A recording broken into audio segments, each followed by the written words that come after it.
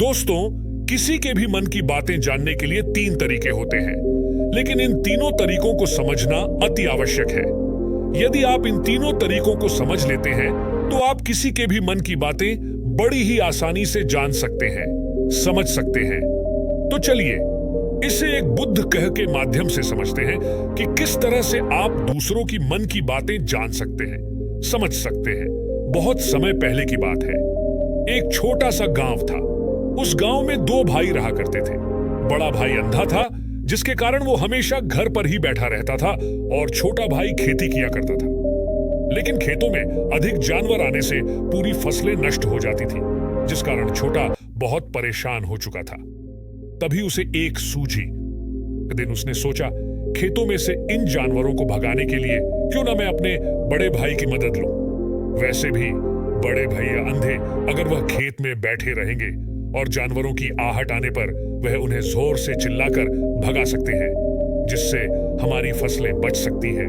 इसलिए उन्हें मैं बिठा देता हूं। ये सब सोच विचार करने के बाद उसने अपने खेत में ही एक छोटी सी झोपड़ी तैयार की और अपने अंधे भाई को उस खेत में बैठा दिया और उनसे कहा, भैया, यदि कोई जानवर की आहट आपको सुनाई दे तो आप जोर जोर से चिल्लाना। यह सुनकर वह जानवर यहाँ से भाग जाएंगे और हमारी फसलें नष्ट होने से बच जाएगी। बड़ा भाई अपने छोटे भाई की बात मान लेता है और वो उस दिन से खेत में ही रहना शुरू कर देता है। जब भी किसी जानवर की आहट उसे सुनाई देती तो वो तुरंत जोर जोर से चिल्लाना शुरू कर देता, जिससे वह जानवर उसके खेतों से भाग जाते। ऐसा करते करते कई दिन बीत चुके थे। तभी एक दिन उसके खेत में एक हिरण भाग हुआ था और वह खेत के बांध को तोड़ वहां से भाग गया।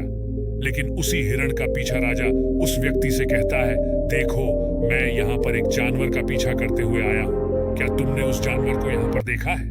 इस पर वो व्यक्ति कहता, मैं भला किसी जानवर को कैसे देख सकता, लेकिन मैं आपको इतना जरूर बता सकता हूँ, जो जानवर मेरे खेतों से होकर भागा है वह आपके लायक नहीं है। आप उसके पीछे अपना समय यूं ही व्यस्त कर रहे हैं। राजा उस अंधे व्यक्ति की बात सुनकर बड़ा अचरज में पड़ गया। वो ये सोचने लगा कि आखिर यह तो अंधा है, फिर इसे कैसे पता कि जिसे हिरण को मैं तलाश रहा हूं वह हिरण मेरे लायक है ही नहीं। राजा उस व्यक्ति से कहता है, देखो, मैं यहाँ पर एक जानवर का पीछा करते हुए आया हूँ, क्या तुमने उस जानवर को यहाँ पर देखा है? इस पर वो व्यक्ति कहता है राजन, मैं तो अंधा हूँ, मैं भला किसी जानवर को कैसे देख सकता, लेकिन मैं आपको इतना जरूर बता सकता हूँ, जो जानवर मेरे खेतों से होकर भागा है वह आपके लायक नहीं है। आप उसके पीछे अपना समय यूं ही व्यस्त कर रहे हैं। राजा उस अंधे व्यक्ति की बात सुनकर बड़ा अचरज में पड़ गया। वो ये सोचने लगा कि आखिर यह तो अंधा है, फिर इसे कैसे पता कि जिसे हिरण को मैं तलाश रहा हूं वह हिरण मेरे लायक है ही नहीं। यह अंधा व्यक्ति मुझे कैसे बता सकता है? तभी राजा उस अंधे व्यक्ति से कहता है, कहीं तुम मुझसे झूठ तो नहीं कह रहे हैं? एक तरफ तुम ये कहते हो कि तुम अंधे हो और दूसरी तरफ भी कह रहे हो कि जो जानवर यहाँ से मेरे लायक नहीं है। इस पर वो अंधा व्यक्ति कहता है, हे राजन, जिसे आप एक हिरण समझ रहे हैं, असल में वह एक हिरण नहीं है, बल्कि एक हिरणी है, और वह भी गर्भवती है। और जहां तक मुझे ज्ञान है, मैंने कभी किसी राजा को किसी गर्भवती हिरणी का शिक करते हुए नहीं सुना है, और इसी कारण मैं आपसे ये कह रहा हूं कि वो आपके लायक नहीं है। आप उसके पीछे अपना समय व्यर्थ ना करें। यह सुनकर राजा और भी अचरज में पड़ गया। वो ये सोचने लगा कि आखिर ये अंधा आदमी यह कैसे जान सकता है कि वो हिरणी है और गर्भवती है।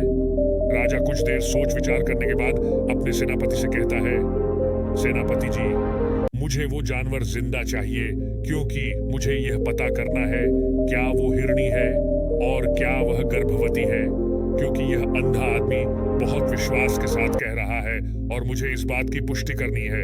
यदि वह हिरणी हुई और गर्भवती हुई तो वह हमारे शिकार के लायक नहीं है, क्योंकि हम तो एक हिरण का पीछा कर रहे थे। इसीलिए और पता करो कि क्या वो हिरणी है। सेनापति राजा से आज्ञा लेकर आगे की ओर बढ़ चलता है और कुछ देर बाद जब वह वापस लौट कर आता है तो वह राजा को कहता है, हे राजन, इस अंधे आदमी ने जो भी बातें कही हैं वो बिल्कुल सही है।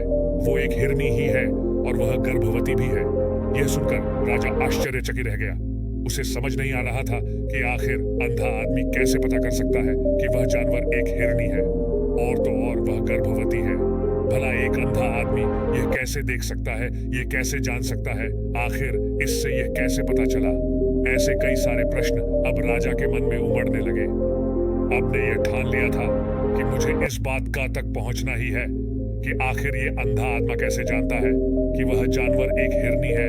यह सोचकर राजा उस अंधे आदमी के पास जाता है और उस अंधे आदमी से कहता है, देखो, मैं ये तो नहीं जानता कि तुम सचमुच अंधे हो या नहीं, लेकिन मैं तुमसे एक बात जानने आया हूं। क्या तुम मेरे प्रश्न का सही सही जवाब दोगे? इस पर अंधा व्यक्ति कहता है, हे राजन, आप जो कुछ पूछना चाहते हैं मुझसे पूछ सकते हैं, मैं आपको बिल्कुल सच सच जवाब दूंगा। इस पर राजा कहता है, देखो, एक तो तुम कहते हो कि तुम अंधे हो, और दूसरी तरफ तुमने ये बता दिया कि जिस जानवर का पीछा मैं कर रहा हूं वह एक हिरनी है, और तो और वह गर्भवती भी है। आखिर तुम्हें यह कैसे पता चला? तुम्हारे खेत में और भी तो जानवर आते होंगे, और भी तो जानवर यहाँ से गुजरते होंगे, फिर तुमने यह कैसे अंदाजा लगाया? तभी वह अंधा व्यक्ति राजा से कहता है, हे राजन, आप जिस हिरनी का पीछा कर रहे थे वही हिरनी जब मेरे खेत में आई, उसकी रफ्तार और उसके भागने की आहट से मुझे यह एहसास हो चुका था कि यह एक हिरनी है, और मेरे खेत की जो बांध है वह बहुत छोटी है, उसकी ज्यादा नहीं है। यदि कोई हिरण होता तो को बड़ी आसानी से लांघ जाता, लेकिन वह हिरनी इस बांध को तोड़कर भागी है, और यदि वह इस बांध को छलांग लगाकर पार करने का प्रयास करती तो इससे उसके बच्चे को खतरा होता, और इसी बात से मैंने ये पता लगा लिया कि वह गर्भवती है। इस कारण वह ज्यादा ऊंची छलांग लगाकर एम खेत की बांध को तोड़ते हुए भाग गए। इस पर राजा के मन में एक और प्रश्न उठा। राजा ने कहा, किंतु तुम्हें कैसे पता चला कि वह एक हिरनी ही है, और भी तो कोई जानवर यहाँ पर आ सकते हैं? इस पर वह अंधा व्यक्ति कहता है, हे राजन, मैं पूरा दिन सुबह शाम यहीं पर बैठा रहता हूँ, और मेरी सुनने की शक्ति बहुत तेज है। मैं ये बाप जाता हूँ कि कौन सा जानवर मेरे खेत में आया है, और उसी के आधार पर मैं जोर जोर से चिल्लाता हूँ ताकि वो मेरे खेत से भाग जाए और मेरे खेत की फसलों को नष्ट ना कर पाए। राजा उस अंधे आदमी का यह जवाब सुन तरह से संतुष्ट हो चुका था। वह मन ही मन सोच रहा था कि आदमी भले ही अंधा हो, लेकिन यह तो बड़ा ज्ञानी मालूम पड़ता है। इस आदमी से कुछ न कुछ तो काम निकलवाना ही चाहिए। यह विचार ले हुए राजा वहां से वापस अपने महल की ओर लौट जाता है। राजमहल पहुंचते ही राजा उस अंधे व्यक्ति से कहता है, आप तो बड़े ज्ञानी व्यक्ति हैं, आपका किसी भी बात का पता बड़ी आसानी से चल जाता है। आज मैंने आपको यहाँ पर इसलिए बुलाया है क्योंकि मैं आपसे ये जानना चाहता हूँ कि मेरी पत्नी पतिव्रता है या नहीं। इस पर वो अंधा व्यक्ति कहता है, हे राजन, ये कैसा प्रश्न हुआ? इस पर राजा कहता है, मैंने आपसे बिल्कुल उचित प्रश्न किया है, मुझे इस प्रश्न का उत्तर दीजिए। इस पर वो अंधा व्यक्ति कहता है, हे राजन, ये सारी बातें जाने दीजिए। आपकी शादी को इतने साल बीत चुके हैं, और अब आप ये बात क्यों जानना चाहते हैं? आपके मन में ऐसे प्रश्न क्यों उठ रहे हैं? इस पर राजा जिद करते हुए कहता है, देखिए, आपको मुझे इस प्रश्न का उत्तर तो देना ही होगा। यदि आप मुझे इस प्रश्न का उत्तर नहीं देंगे तो आपको मृत्यु दंड दे दूंगा। राजा के मुख से यह बात सुनकर वह अंधा व्यक्ति कहता है, हे राजन, यदि आप इस प्रश्न का उत्तर चाहते हैं तो उसके लिए आपको मेरा एक काम करना होगा। राजा कहता है, बोलो, मुझे क्या काम करना होगा? इस पर व्यक्ति कहता है, इसके लिए आपकी पत्नी को मेरे साथ कमरे में अकेले छोड़ना होगा। उस अंधे व्यक्ति की यह बात सुनकर राजा पहले तो क्रोधित हो जाता है, लेकिन फिर कुछ सोच विचार करने के बाद वह उस व्यक्ति की बात मान लेता है और अपने सेनापति को आदेश देता है, सेनापति जी, इस व्यक्ति को और मेरी पत्नी को एक कमरे में कुछ देर के लिए अकेला छोड़ दें। सेनापति बिल्कुल वैसा ही करता है। अब राजा की पत्नी और अंधा आदमी एक कमरे में बंद हो चुके होते हैं। तभी वो अंधा आदमी राजा की पत्नी से कहता है, मुझे आपको छूना है। इस बात पर रानी अत्यधिक क्रोधित हो जाती है और उस अंधे आदमी को वो पकड़ पकड़ कर पीटने लगती है, कभी हाथों से तो कभी लातों से तो कभी पटक पटक कर। इस तरह से उन्होंने उस अंधे आदमी की खूब पिटाई की। उसके बाद किसी तरह से वह अंधा आद अपनी जान बचाकर वहां से भाग निकलता है और वह राजा के पास पहुंचता है और वह राजा से कहता है, हे राजन, आपकी पत्नी पतिव्रता नहीं है। यह बात सुनकर राजा अत्यधिक क्रोधित हो उठता है और राजा अपनी तलवार निकालकर सीधा अपनी पत्नी की ओर जाता है और क्रोध होकर वह अपनी रानी से कहता है, रानी जी, आज मैं जो भी सवाल आपसे करने वाला हूं उसका मुझे सच सच जवाब दीजिएगा, और यदि आपने एक शब्द भी झूठ कहा तो मैं आपका अभी के अभी सर धड़ से अलग कर दूंगा, तभी आगे बढ़े। राजा कहता है, मुझे बताइए क्या आप पतिव्रता है या नहीं। इस पर रानी कहती है, हे राजन, आप भले ही मुझे जान से मरवा दीजिए, लेकिन मैं पतिव्रता नहीं हूं। राजा यह बात सुनकर बहुत खुश हुआ, क्योंकि उस अंधे आदमी ने जो भी कहा था वह बिल्कुल सच था। यह बात सुनकर तुरंत ही राजा उस आदमी के पास पहुंचता है और आकर उस अंधे आदमी से कहता है, तुम्हें कैसे पता चला कि मेरी पत्नी पतिव्रता नहीं है। इस पर वह अंधा आदमी कहता है, हे राजन, बड़ी सीधी सी बात है, मैंने तो आपकी पत्नी से बस इतना ही कहा था कि मुझे आपको छूना है, और इस बात पर वह इतना क्रोधित हो उठी कि उन्होंने गुस्से में आकर मुझे लात घूंसों से पीटना शुरू कर दिया। और भला कोई औरत किसी और मर्द को कैसे छू सकती है। लेकिन उन्होंने ना आप देखा न ताव, बस लात घूंसे मूल पर बरसाने शुरू कर दिए। वह भी तो एक छू ही हुआ, और एक पतिव्रता नारी कभी भी पराये मर्द को नहीं छूती। जब मैंने उसे छूने के लिए कहा था तो वह उस वक्त मुझे मना कर सकती थी, लेकिन उन्होंने तो मुझे पीटना शुरू कर दिया, और देखते ही देखते उन्होंने मेरे पूरे शरीर को छू लिया। अब आप ही बताइए, ऐसी स्त्री भला पतिव्रता कैसे हो सकती है। इस पर राजा कहता है, तुम तो बड़े ज्ञानी मालूम पड़ते हो। अच्छा ठीक है, चलो तुम मेरे एक प्रश्न का और जवाब दो। यदि तुमने मुझे इस प्रश्न का सही सही जवाब दे दिया तो मैं तुम्हें यहाँ से जाने दूंगा। आगे राजा उस अंधे आदमी से कहता है कि तुम मुझे ये बताओ, क्या मैं सच में अपने पिताजी का ही बेटा हूँ या फिर किसी और का। इस पर वह कहता है, हे राजन, इस बात से आप कब देना, आप किसी की भी औलाद हो आखिर देना, आप किसी की भी औलाद हो आखिर आप हैं तो इस राज्य के राजा, इसलिए इस प्रश्न को जाने दीजिए। लेकिन राजा कहता है, नहीं नहीं, मुझे इस प्रश्न का सही सही जवाब चाहिए, अन्यथा यह प्रश्न मुझे हमेशा परेशान करता रहेगा। इसलिए मैं इसका सही सही जवाब जानना चाहता। यदि तुम इसका सही सही जवाब दे देते हो तो तुम यहाँ से जा सकते हो, मैं तुम्हें नहीं रोकूंगा। इस पर वह अंधा आदमी कहता है, हे राजन, इसके लिए तो मुझे आपके माँ के पास भी जाने की कोई आवश्यकता नहीं है।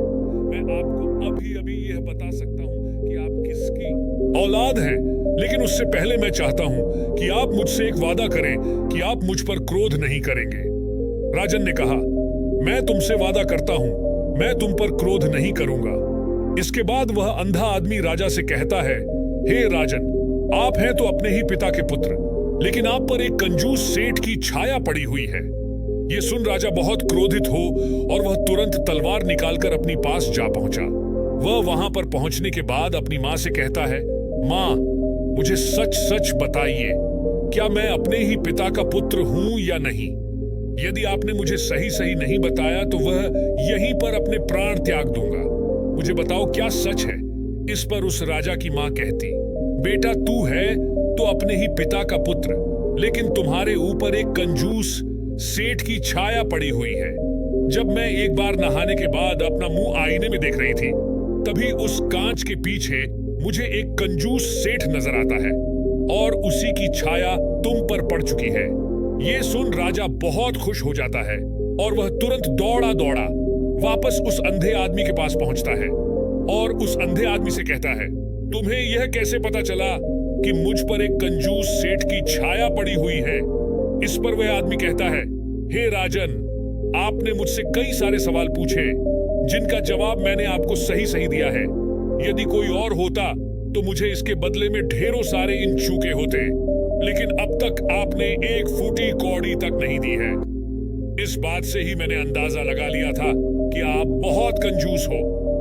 यह बात सुनकर राजा जोर जोर से हंसने लगा और कहता है कि आप जो भी मांगेंगे वह मैं आपको अवश्य दूंगा।